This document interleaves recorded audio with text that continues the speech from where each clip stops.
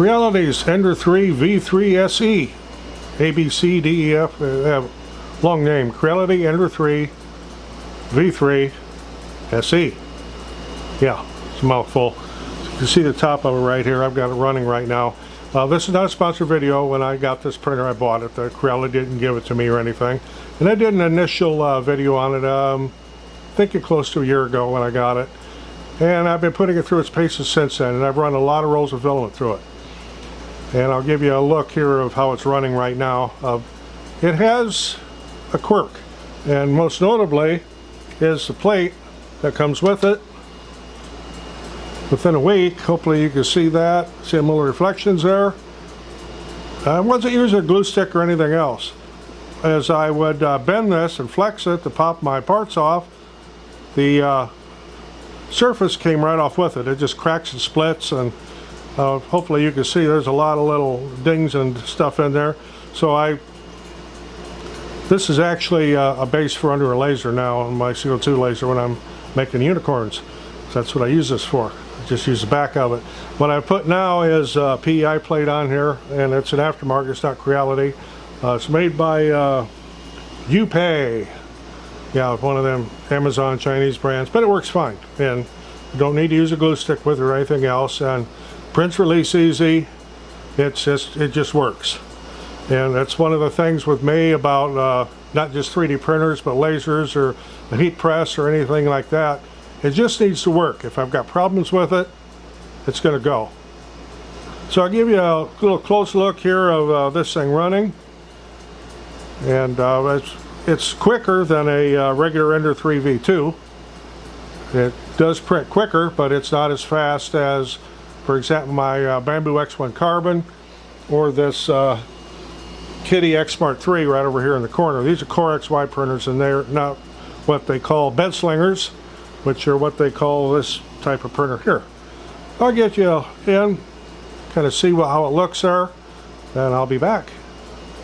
Yeah, there is some background noise here because I got an air conditioner running up here because it is just blazing hot. That's why I'm up in the loft today and not down in the shop.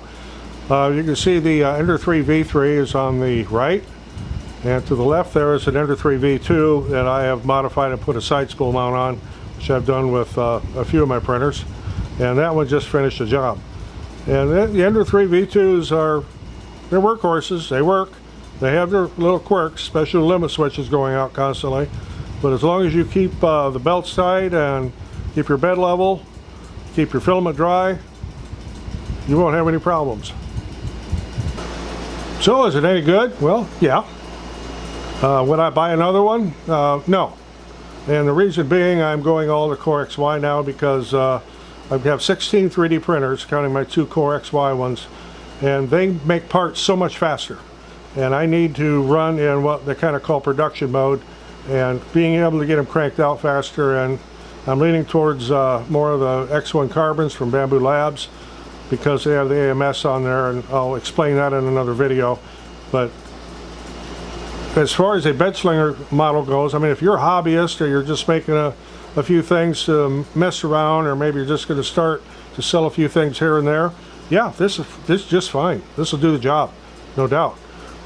But if you're getting into production mode, at least from my standpoint, I'm going with Core XY style printers because they're so much faster.